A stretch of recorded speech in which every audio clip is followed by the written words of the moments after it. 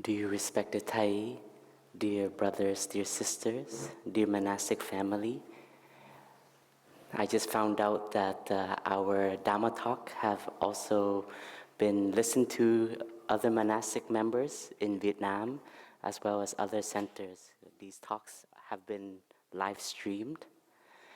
It's a wonderful conditions to know that we're able to connect to our Brown family outside of just the Plum Village community in France.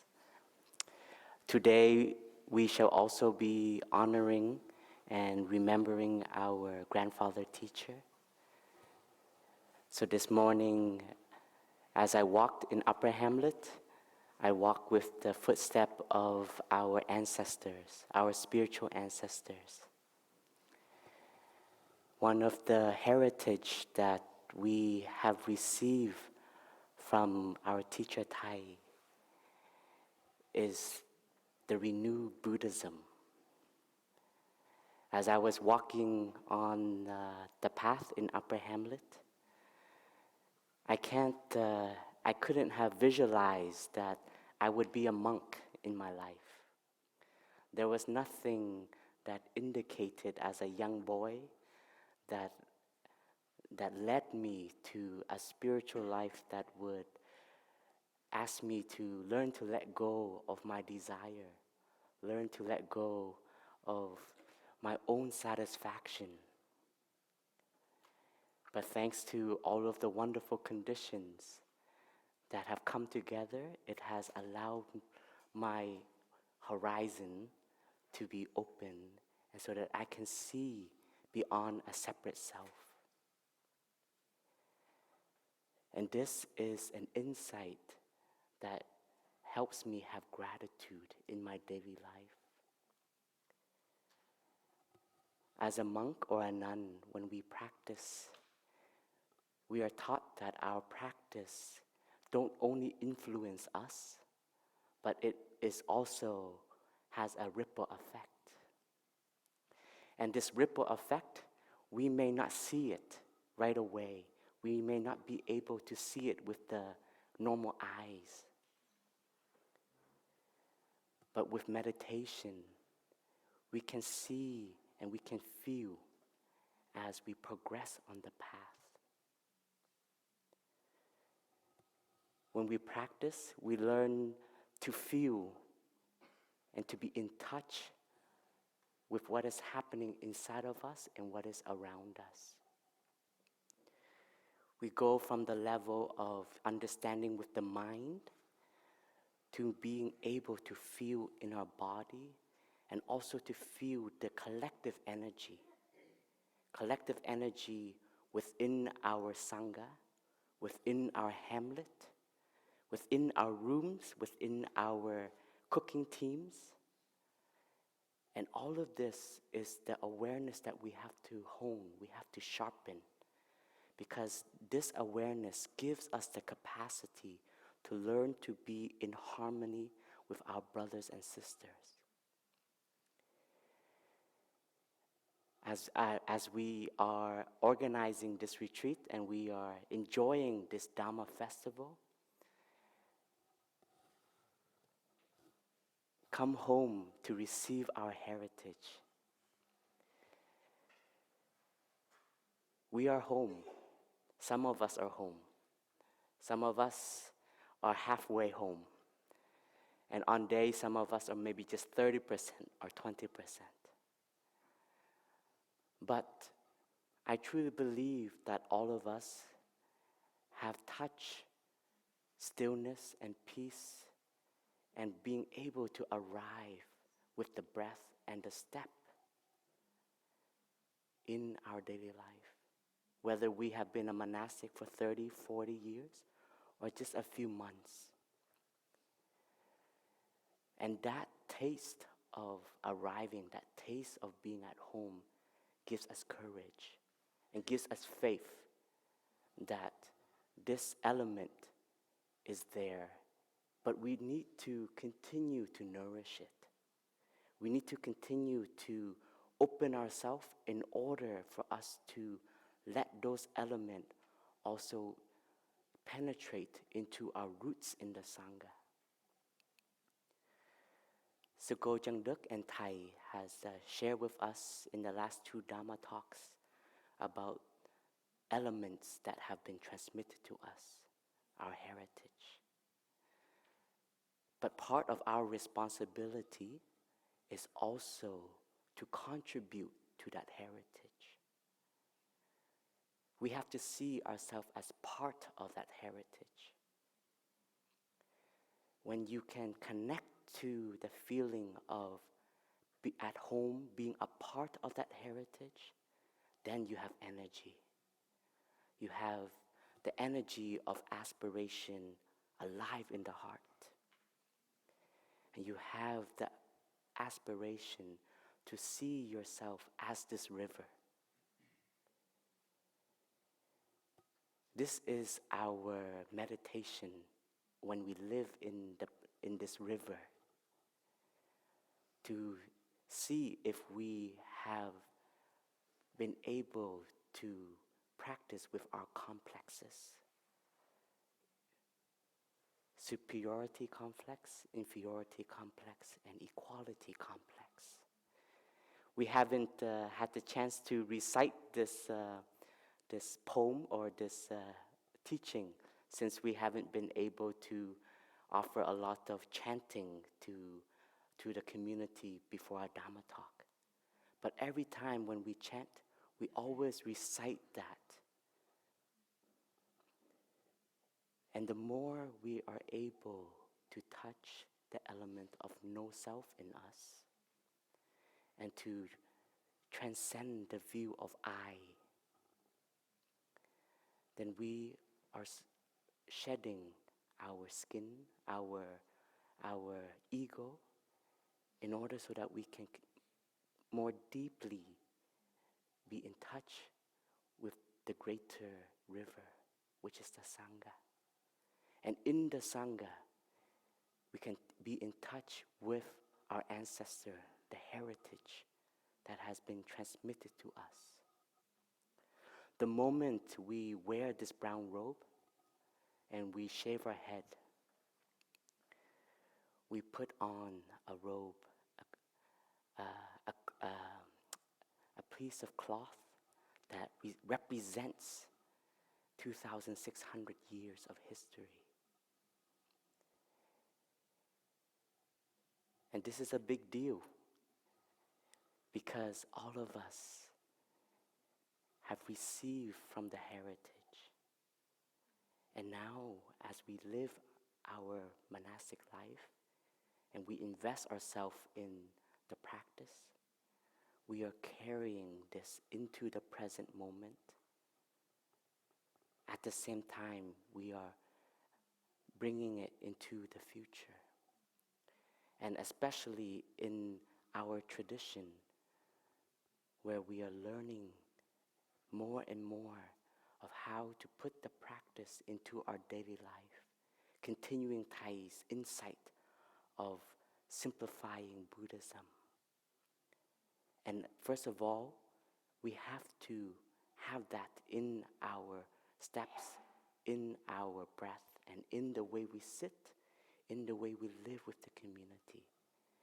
This is the easiest way for us to be in touch with the insight of continuing Thai. I am very aware that a lot of my younger brothers and sisters now haven't had the chance to live close to Thai and be influenced by his being. But if you truly can come home to yourself and be true to the practice that is present here, see it as not a teaching from outside, but see it as a teaching that brings peace and stillness in us, then we are in touch with Thai. I know this may sound like a poem, it's maybe poetry, but it is the truth. Because Thai have said, even if one day Thai die. But he doesn't die because he is still alive in the teachings, in the transmission, and in each and every one of us. And this is something that we have to meditate on, and we have to practice so that we can see ourselves as part of the heritage. Every time we listen to the sound of the bell, we know that Thai is listening to the sound of the bell because that is what he has done through so many years, and that is what has become part of our heritage in the Dharma school of Plum Village. And it is also very important that each and every one of us truly master these simple techniques and these simple practices. I still feel personally in the Upper Hamlet, we are still weak at inviting the sound of the bell. Sometimes we do it because it's our responsibility, it's our job. But when we invite the sound of the bell, that is a transmission in itself. That is a heritage that we are offering. We have inherit, now we are also now offering. And so the practice of just inviting the sound of the bell, if we see the depth of it, we can see it as a way of life, as us. You know, they say when you practice martial arts, especially when you advance to the level of practicing with a sword, you have to learn to see that sword as your arm. And so you and the sword become one. And hear the sound of the bell itself, the inviter itself, the moment you are asked to be the bell master, you have a responsibility. Your responsibility is to bring the Sangha together. It's almost like a command. We know that if we are in a Plum Village Center, when the Sangha, when the members listen to the sound of the bell, everybody stops and breathes mindfully. That's when we know we are in a center of Plum Village.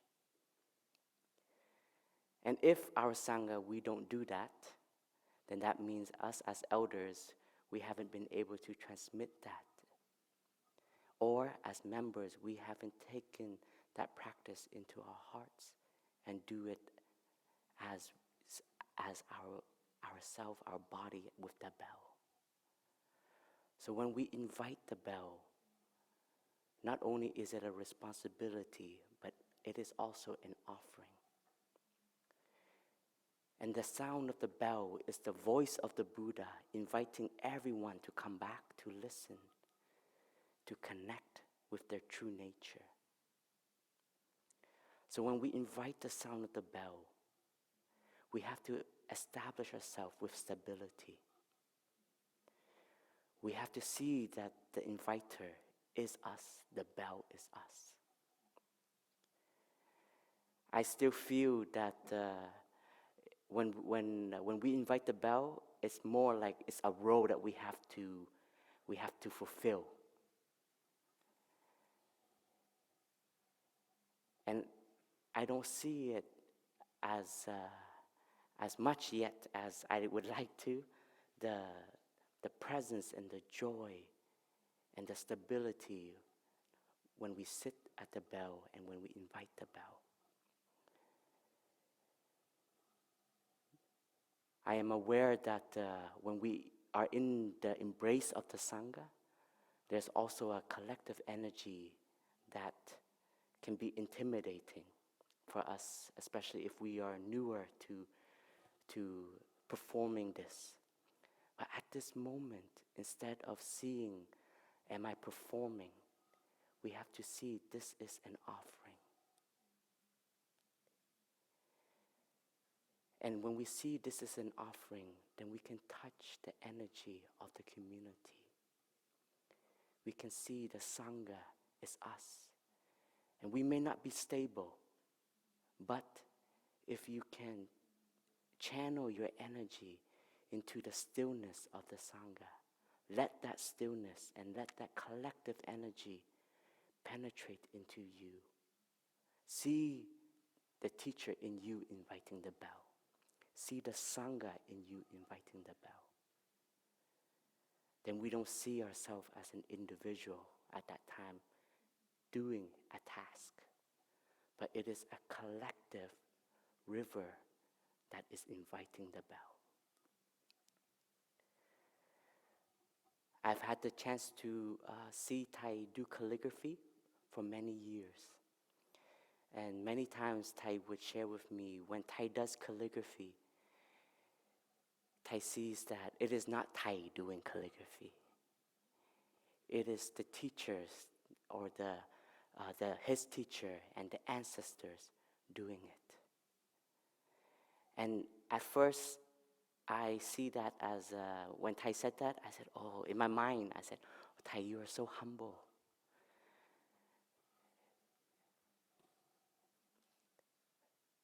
But when I practice calligraphy, I also see that that insight helps you let go of the self.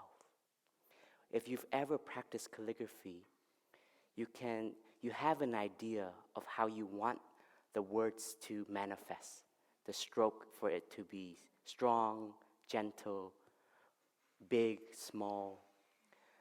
But the more you hold on to what you want, the more rigid the words and the brush stroke will be. The brush stroke will be. But the more you can be empty, the more the words will come out as the way it is. And so whenever now I practice calligraphy, I always invite my teacher to be present and let the brush, let the hand move, just as Thai done in the past. And at that moment, I can be in touch with what has been transmitted to me. And if that calligraphy comes out to be beautiful, I am not too proud,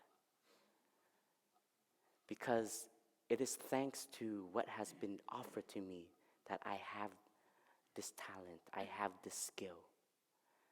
And if it is not yet beautiful, I can also let go, because on the journey, on the path, the art will become more ripe in each moment.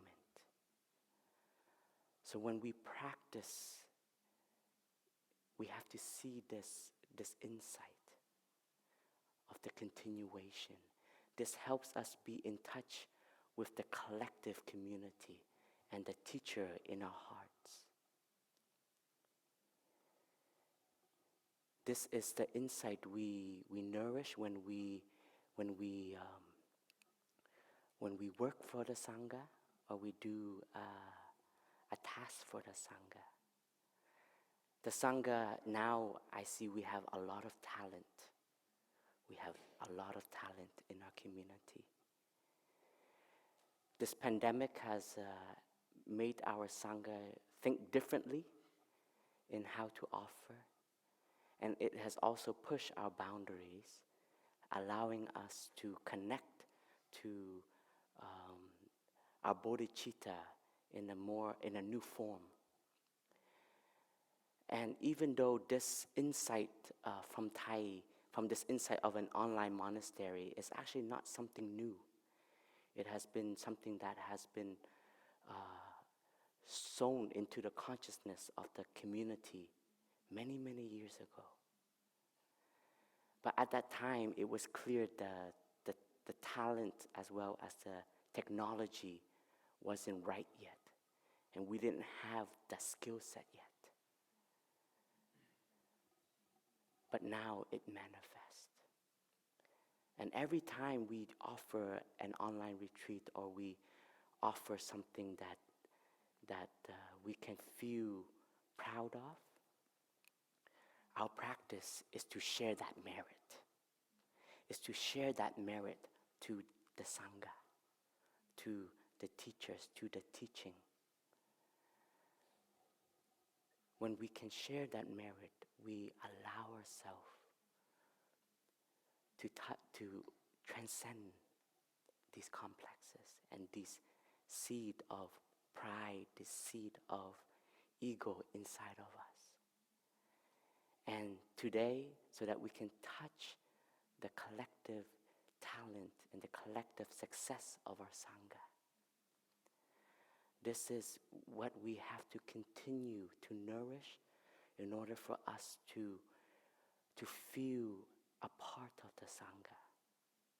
And so that in this way, when a brother and a sister, we lead an activity, we see that we are not doing it as oneself, that we are doing it for our larger community, and that our responsibility is also to transmit, to share the talent that we have inherited from Thai, from our brothers, our sisters, from the experiences that have been invested in the community through so many years. So when we can see ourselves as part of the Sangha, then we can see this as our inheritance. But when we don't see ourselves as part of the Sangha, then we can still have one foot in and one foot out, like Thai has shared in that Dharma talk.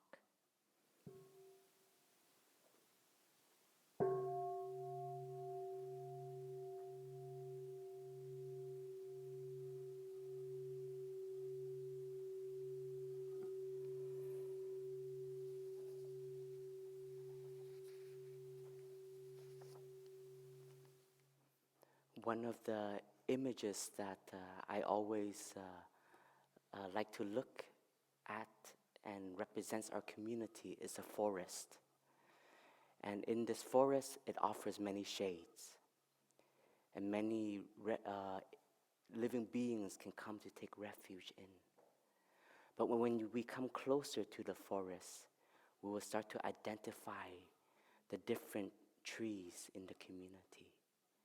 There are trees that are bigger, the trunk are stronger, the roots are deeper, and it offers flowers, freshness, fruits, maybe all year round.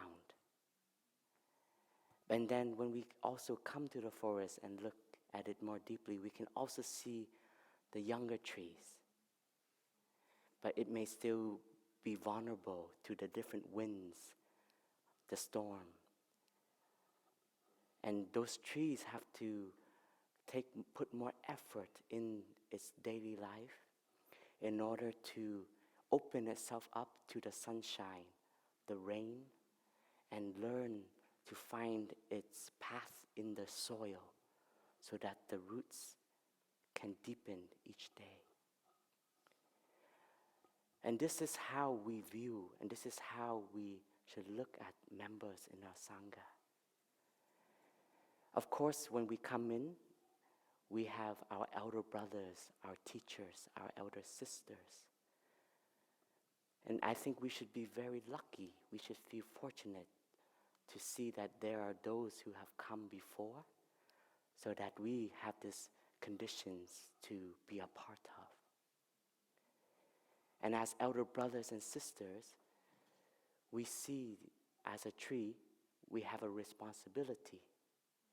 And that is to be a real tree in order so that the younger trees can touch the sources of nutriments to nourish their own spiritual path, their own spiritual life.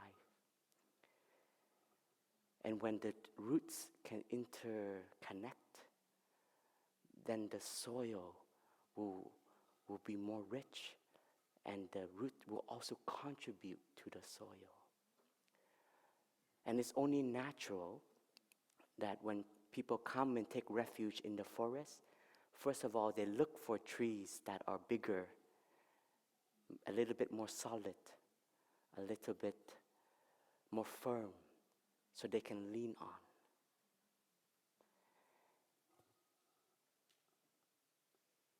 And when we see this, we also have this responsibility as Dharma teachers, as bhikshus and bhikshunis, to uphold the stability that the living beings are coming to take refuge in. And all of the things that they take refuge in is our daily life. And our daily life is our daily schedule. There are some simple things in our tradition, in the Zen tradition, or we can say in our Plum Village practice. It is very simple, and it may not look like it is important. But if we don't value it, we lose our stability. We lose our strength. It's like when we look at a house, especially big beams. Whenever you go to New Hamlet in the Buddha Hall, I always like looking at the roof because of the unique beams that all connects. And in between those beams are those small pegs. And those small pegs is what hold us together. And it is also the orders that holds us together, the structure.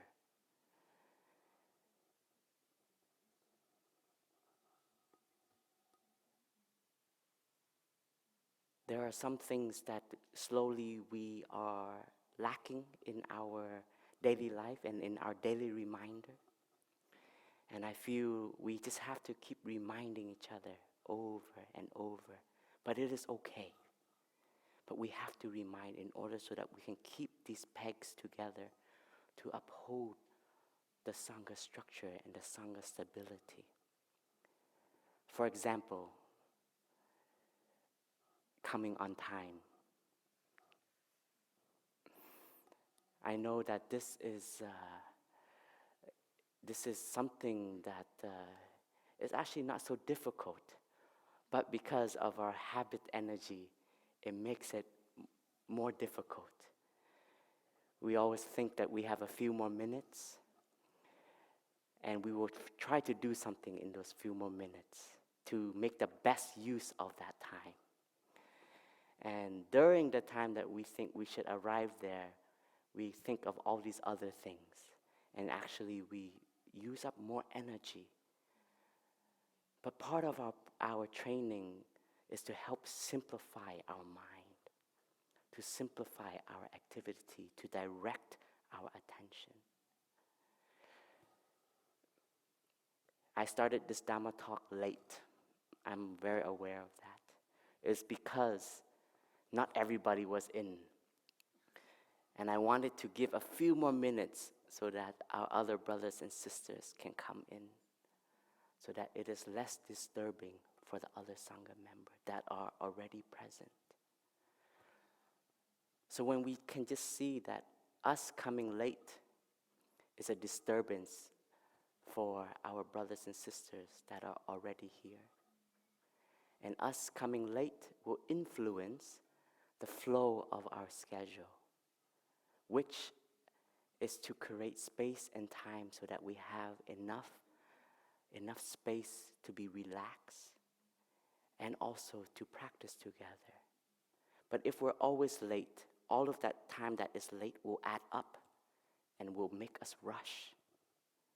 And then our practice cannot be the practice that carries the energy of ease, that carries the energy of stability.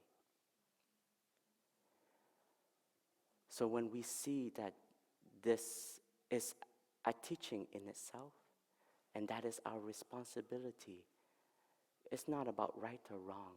We just see that it is our responsibility. And we connect to the flow of the Sangha, we connect to the energy of the Sangha. Then we can see that we are this river. But because we think, there are those that are already there. If I come late, it's okay. They won't pay attention to me. I'll just sit somewhere at the back. But that's not the truth. That's our thought, our idea, we think like that. But the reality, we know, we feel. It's just the same when we practice collective chanting, collective walking, collective singing.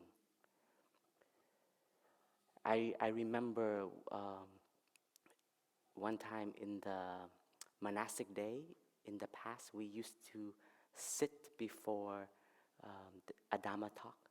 So we would do, a brother or sister would lead the morning chant, and the whole Sangha would reply at the Namo Shakya Munaye Buddhaya. And there was one time when Thai opened his eyes, because we were all facing Thai, just like this. And Thai opened his eyes and he saw many brothers and sisters not chanting. And afterward, Thai said, "This is our responsibility. We have to also contribute to the collective energy of chanting. When we chant and we ask the Sangha to reply, it is our duty as part of the river to also reply. You may not have to chant as loud as the other member, but you still have to put yourself in the river, be a part of this energy that is being contributed when we invoke the Buddha's name." In our previous session of Dharma sharing, one of the members in my Dharma sharing family felt that one of his nourishment in this retreat is when the Sangha chant Namo Shakya Munaye Buddhaya in the morning and evening chant. So we see just that act, just that energy of reciting the Buddha and Bodhisattva's name is already bringing joy to one person. That is enough. We have done one of our tasks is to bring joy to one person in the morning. You see, so in the Sangha, there are so many things that it's just our daily life, but if we can see it as a source of contribution, then there can be a motivation and there can be an enthusiasm for us to contribute to.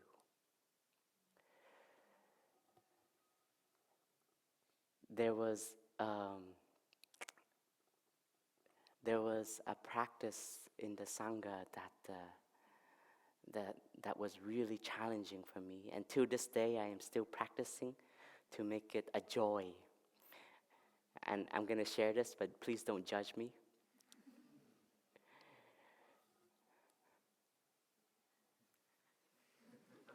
I suffer a lot in the past and sometime today when we do formal lunch. And there's a history to it. It was because when I first came to Plum Village in 1996, we were only here for 2 weeks. And as we know, coming all the way to France and for a retreat, there's a lot of investment in time as well as cost. And my dad loved Plum Village, loved Plum Village.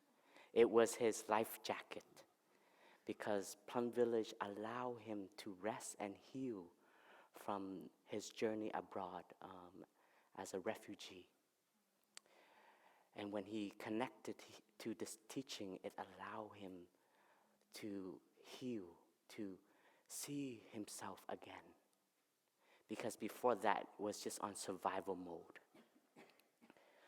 And when he brought me and my sister to Plum Village, he made us go to every activity. Even in the children program, after Thai gave the Dharma talk for children, my dad said, "No, you stay." And I would sleep in front of Thai. And I don't know what my sister did, but every Dharma talk I remember I slept. And also every formal lunch, because at that time, the children program had a formal lunch for children. But my dad said, no, no, no. You go with the adults. Because you get to sit and eat with Thai. So in my dad's wish was for us to inherit as much as possible Thai's energy. And every time walking meditation, con, đi nắm tay sẽ ông đi. Go, hold Thai's hand. And formal lunch in the summertime, still today, we don't have AC. And the rule of formal lunch is when we enter, we eat until everyone is finished, then we go out. And I always remember getting so thirsty. And when Thai and some senior get the tea, I would sit there, like, I want some water. And as you know, as a child, it's so hard to eat slow. And so we would always finish, me and my sister would always finish 20 minutes before the Sangha. And as a child, I couldn't sit, I didn't taste the ease of sitting still and the ease of just being in the embrace of the Sangha. For me, it was more like, oh my God, when is this gonna end? And so I think I carried this first experience with formal lunch, this first love with formal lunch, throughout many, many, many years.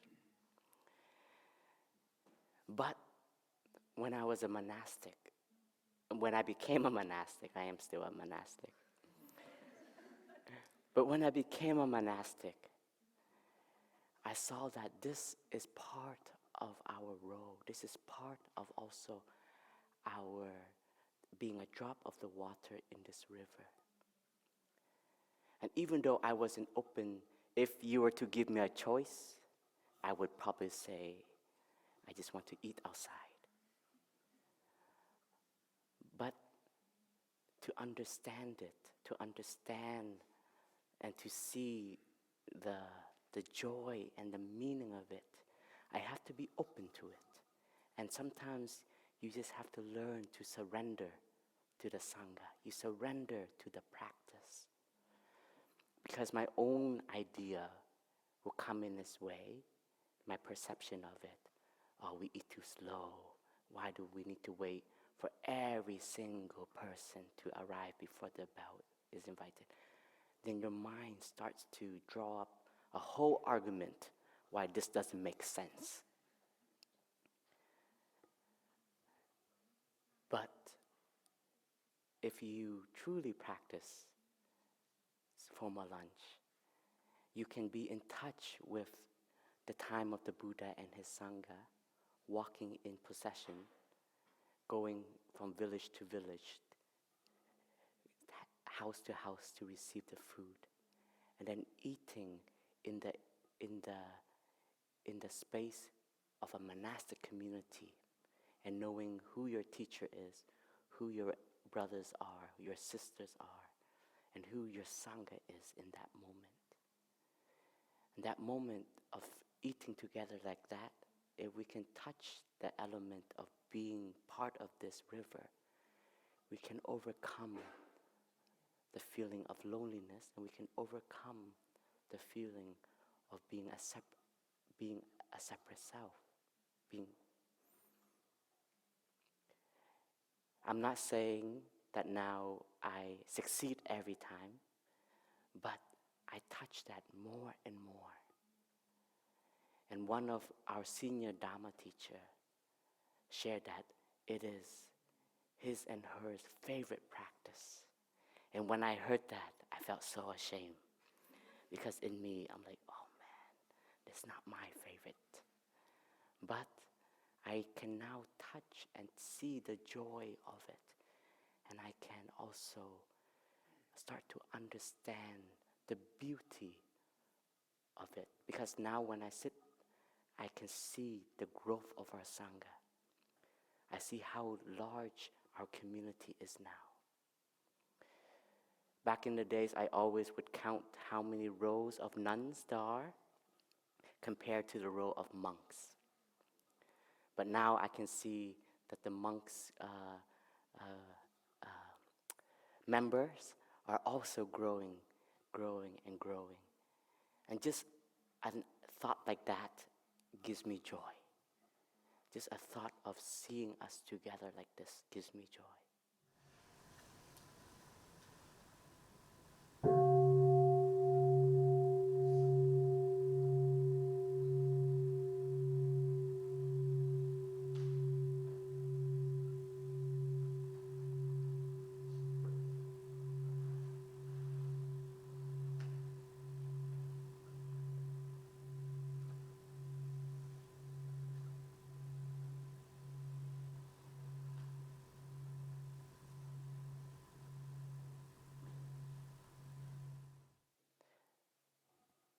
As a Sangha and as an individual, we cultivate the three powers, also the three virtues that we have to hone in our daily life.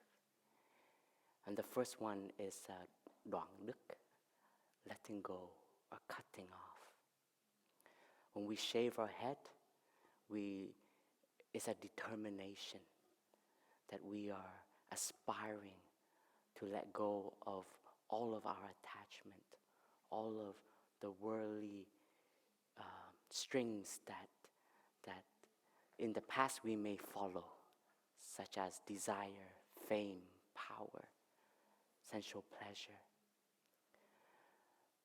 And that act shows our determination, it shows our courage. But in our daily life, what we are learning to cut off and learning to peel off slowly is our habit energy. And also the winds that we have accumulated through the years, the energies of self, the energy of desire, the energy of power. And we have to each day come back and see what are the mental formations inside of us that is strong right now, that is making us feel distant from this path, making us feel disconnected.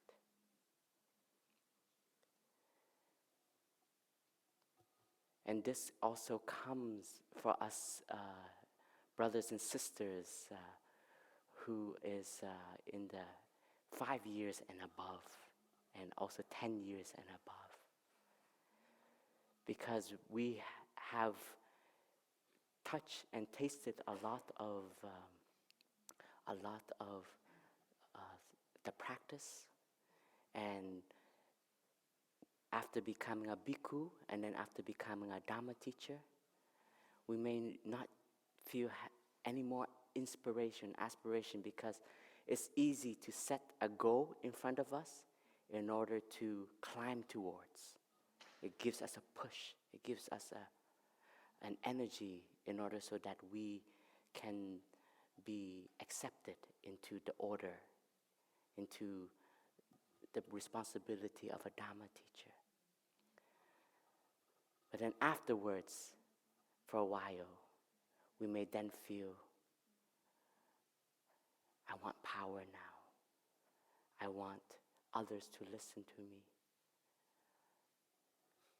But we know that as a monastic, respect comes from virtue. And respect, we don't ask for it. When you have virtue in your daily life, you have the capacity to be free. You are more free. You know how to let go. Then suddenly, birds, animals, brothers, sisters will come and be in touch with that energy inside of you. We used to have Maggie. Do you remember, brothers, the bird Maggie? it was a magpie, and somehow he fell off a tree, and Brother Phap Huu, and I never knew that Brother Phap Huu had this love for animals, but he does, and he took care of it, and that magpie became a part of our community for a little while. And it always come and sit right at the shoulder of the brothers. I don't know if it ever came to the sisters. Yes.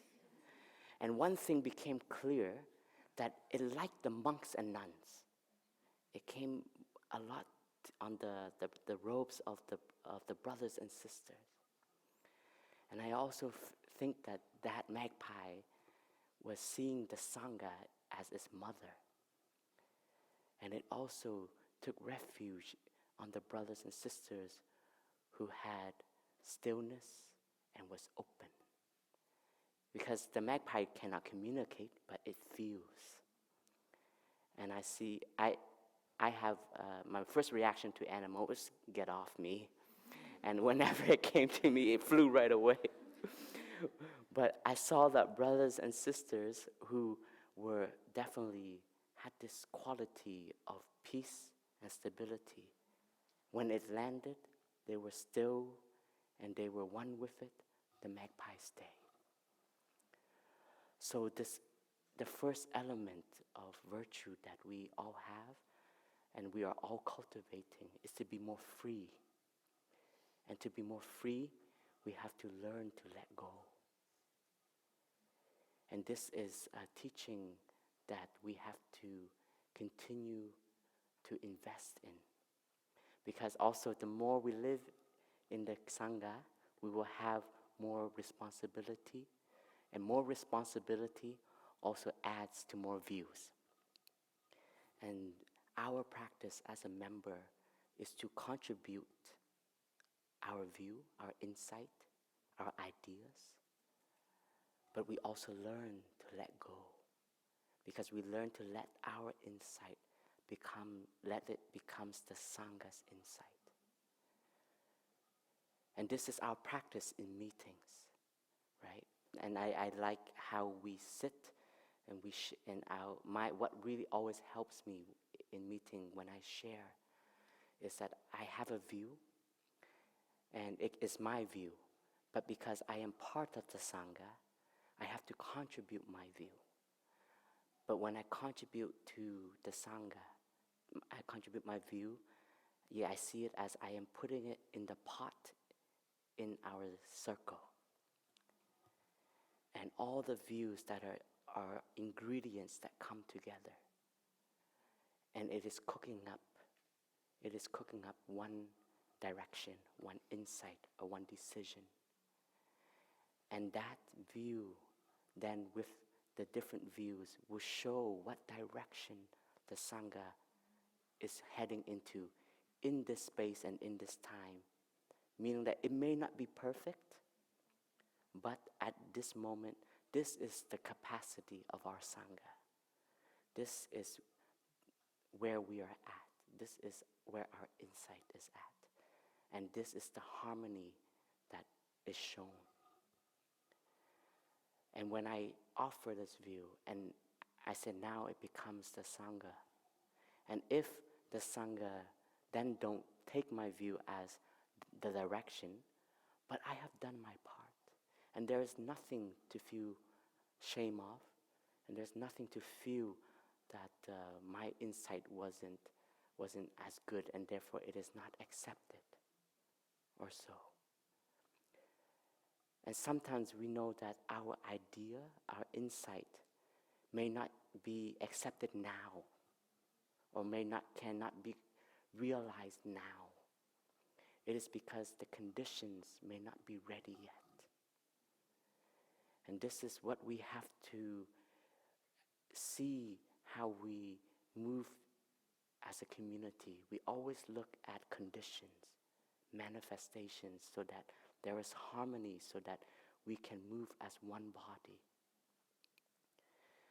And for us, if we see that our idea is not picked up yet, we don't have to, we do not have to think that, oh, I am not embraced by the Sangha.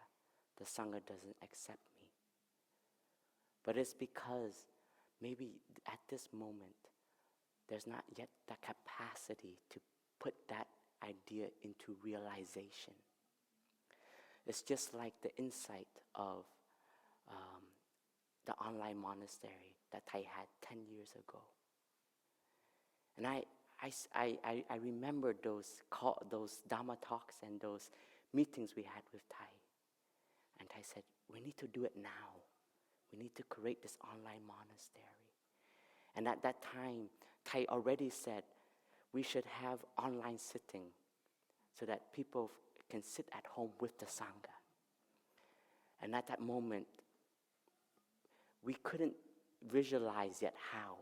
Zoom wasn't available. I think at that moment, the newest thing was Skype. And at that time, we did the maximum we could, which was to make available more and more of Thai's content on our website. More and more of Thai's teaching put into words, inviting brothers and sisters to do more articles, doing interviews with the Sangha, so that our Sangha in Plum Village here can slowly come onto the website. Right? So we have to see that every idea that we are offering to the Sangha is also sowing the seed, sowing like the dandelion. And it may not yet land in 2021 and take root, but it may come and manifest in 2023, 24, or 22. And if you see it like this, then we also can overcome the complex of inferiority. And we see ourselves as we are continuing to offer different colors and flavor to this river. But each river and each era and each time has its capacity and has its qualities. And us brothers and sisters, we need to be mindful so that we don't overextend ourselves, so that we lose our pegs and we lose our energy. And this is a time where we are learning to stand on our 2 feet. I know 30 years Plum Village was our celebration of Plum Village as a tradition, standing on its 2 feet. But I feel now, as brothers and sisters in this hall here and brothers and sisters elsewhere in a different center, we are now truly learning to stand on our 2 feet in so many different layers, so different many capacity. And so when we can see this, we also have more compassion and we have more love, which is the third virtue, the second virtue is angdukkha, is the virtue of compassion, love.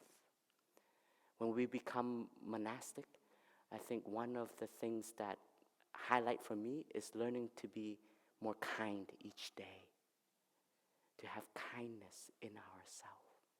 And this kindness is also another ingredient, is another like sugar that draws the ants to you and draws a different person who is searching for this. And when you have kindness, you are someone who is very rich, because kindness cannot be bought.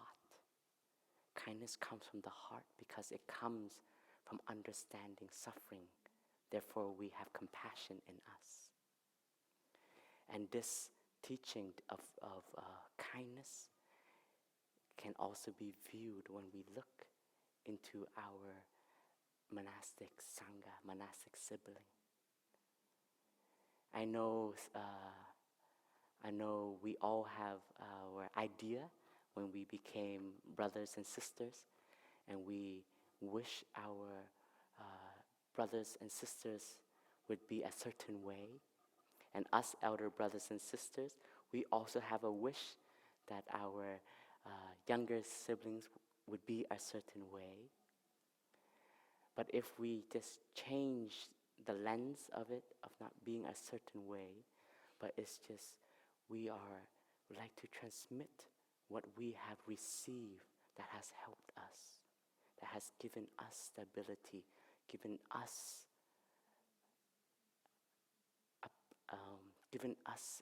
the energy to stand on our 2 feet as a monk and a nun. And that's what we want to transmit. And so therefore sometimes, yes, we have to come, we have to share with you some of the things that we see can be done better, some of the things that can be corrected. And I feel and I think that if somebody is offering us these encouragement, that means they love us. That means they want us to grow. They want us to get better at.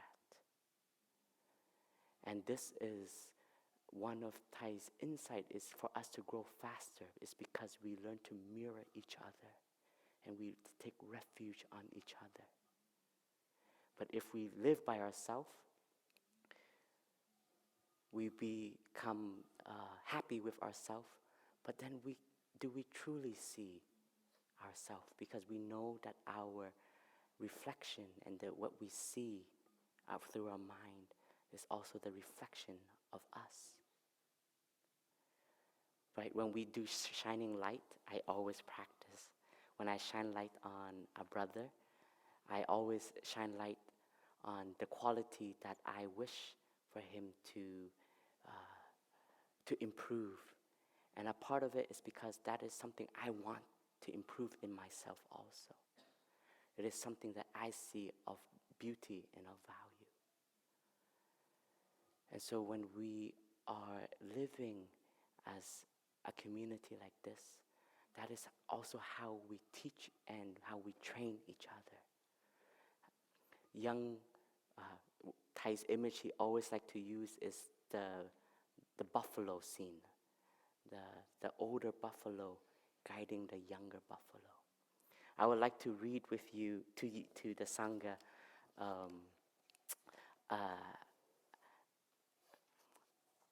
a conversation that we had with Thai. And this was in 2011, January 22nd, 2011. It was the year that Plum Village opened the 5-year program. And the 5-year program was first sown in the seed in 2010. And Thai Phap Lai was actually the first brother, one of the first brothers to hear of this new Dharma door. It was on the way to England. I don't know if Thai Phap Lai remember. And at first, Thai proposed 3 years. And Thai Phap Lai and myself were sitting next to Thai. And when Thai shared this, I think both of us were in shock. It's like, this is revolutionary. Has never been thought of in our tradition. And I don't think myself or Thai Phap Lai would even think of this Dharma door would manifest. And fast forward 1 year later, it was in the winter retreat, 2010, 2011. And Thai told the Bhikshu Sangha, I don't know if Thai told the Bhikshuni Sangha, but because Thai was staying in Upper Hamlet, so Thai told Thai Phap Dong, who was the abbot at that time, tell the Bhikshu Sangha to go do a meeting and Sangha Karman so the 5-year program can begin. And the Bhikshu Sangha came together and we started reflecting on the 5-year program. And we drew it on the board, the pros and the cons of the 5-year program. And we couldn't come to a decision. We couldn't, at that time, the Bhikshu Sangha said, how could we do a Sangha Karman when there was so many confusion in the Bhikshu Sangha?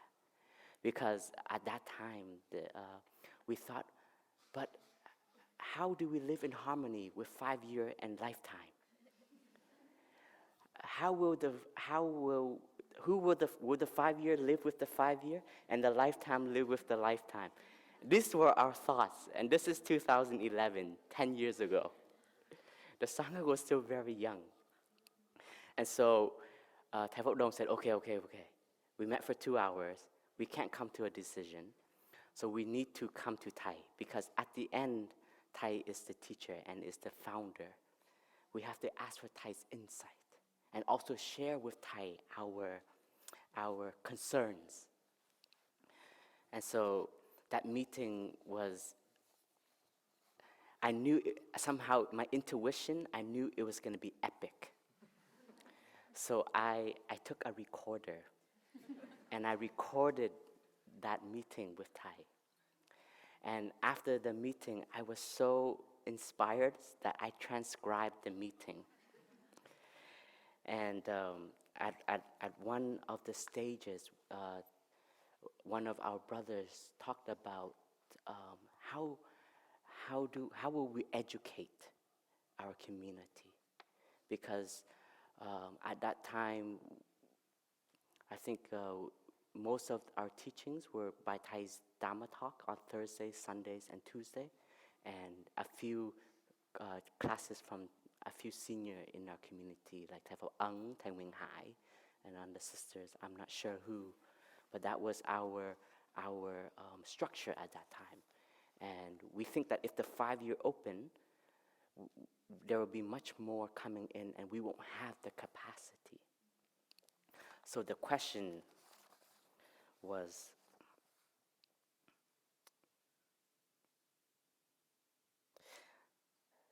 there are some suggestions. Is it possible, like a university, how they have classes?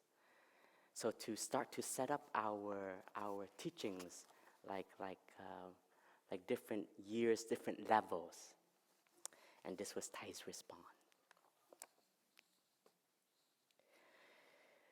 Thai see that is not our style. That is not the way of Plum Village. Our way is like when the buffalo cross the rivers. The baby buffalo have to take refuge and follow in the footstep of the elder buffalo that crosses the river. A newly born buffalo also has to cross the river. That is why the way Thai teach is like this.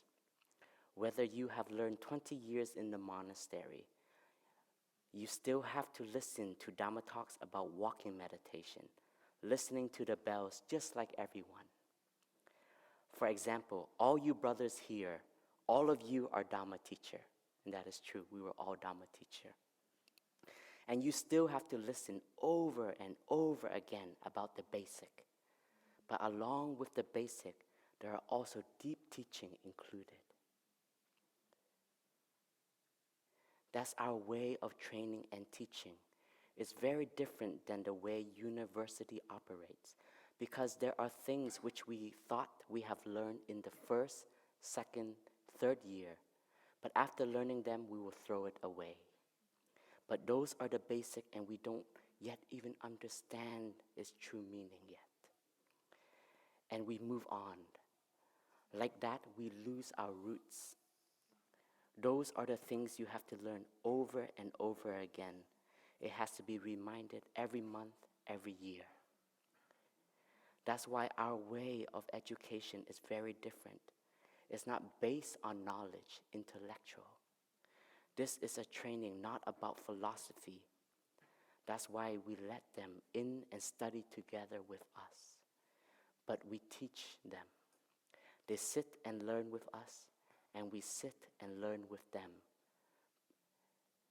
And we can be nourished by their energy and the energy of the beginner's mind. It is very wonderful. And this is how Thai has been teaching all of Thai's students.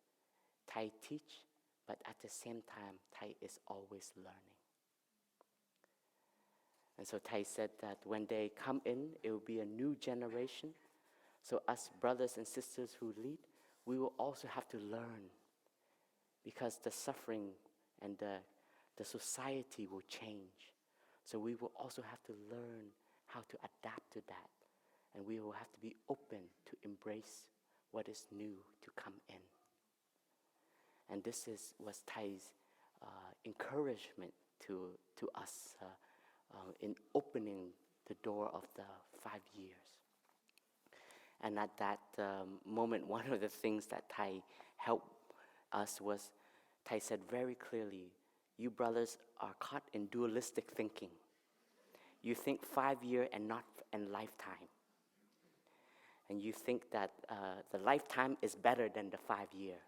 You are comparing. And Thai said, but you know what? There are those lifetimes, they still lived yesterday. And they will live tomorrow. Thai said, if you are a monk, you are a monk. If you are a nun, you are a nun. Because we say when you become a monk in our tradition, 5 year or lifetime, you receive the 10 novice precept, just like all of us. And then you will have the chance to receive the bhikshu and the bhikshuni precept, just like all of us. So, if you don't practice well, you will be asked to leave. That was said in this conversation. And Thai said, and you know what, brothers? It's because you have fear that you are not open. It's because you are not solid in the practice. And because you still see a lot of errors in the Sangha. And you don't want to show that error to the other people. Because you see your own weaknesses. And it was... And then Thai said, but that's why Thai want to open this door. Because you will be better elder brothers and sisters. And this will shape you up. Because you have to help Thai. You have to help Thai be the continuation. So at the beginning, in the conversation, it was Thai and Gong. Gong is a student or son or daughter. And whenever we see Thai, we always call ourselves Gong. And Thai would call us Gong, which is like my son, my daughter, my student. But at one point, Thai switched, Thai changed the channel. And Thai said, you bhikshu need to do this. Quý Thầy phải làm như vậy. Quý Thầy phải có cái thấy như Thầy. You bhikshu have to see what Thai sees. And Thai said, and if you don't do it, Thai will do it. Just like Bác Nhã and just like EIAB. Was the Sangha ready? We will never be ready. But if we open up, then conditions will come together to help us grow in that vision. And the third is Triduk, is the insight. And we are young. We are a young monastic Sangha. And we are still growing. But we have those who have been here for a long time with Thai and with the Sangha from the beginning. And we're very fortunate to have these members because we can touch the history. And at the same time, we can also see their way of teaching now has also evolved and changed so that it can adapt to this new Sangha. And I think the Sangha has changed a lot. And I think it's also changed for the beauty. But at the same time, we also have to be reminded so that we don't lose our roots like Thai have shared.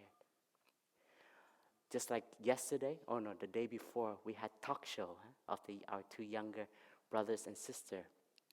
This is very new. We didn't have this 19 years ago. And these are the new conditions that we are continuing to grow and evolve so that we can include all of our brothers and sisters in our growth as a monastic Sangha. But one thing I can clearly see is that it is true. The Sangha is the heritage that Thai has given to us. It's one of the richest. A Sangha of brotherhood and sisterhood. Today we will have a chance to go around the world. And we don't even have to go on an airplane. We go around the world in our Sangha. That's how diverse we are now. And this is how much we have grown. And I can already see, just by this afternoon, in the new and the different stands within our own hamlet, these will be the multitude of practice centers in the future. It may not be our generation, it might be our descendants' generation. But this is our contribution to the heritage that we are receiving. We have a path, we have the step, and we have many fragrant wells now. And so please, dear brothers and sisters, don't take for granted this Sangha that we have. It takes a lot of effort to come in. To leave it is easy, but to come back and to feel a part of it has taken so many time, experience, letting go. And it is a true gem because we can see that it is a refuge. And we can still see the growth in our Sangha. The last thing before I end was when I was in Vietnam on my last trip, we had an ordination for 18 new members. And 2 days before the ordination, we organized for the aspirants to just be around Thai. And we allowed 9 at a time to come in.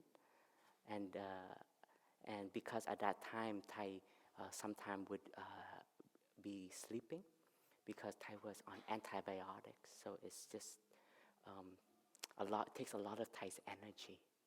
And so myself and Sigo Đình had the orientation for them, for our aspirants. So when we sit with Thai, even though Thai may close his eyes, but he knows you are there.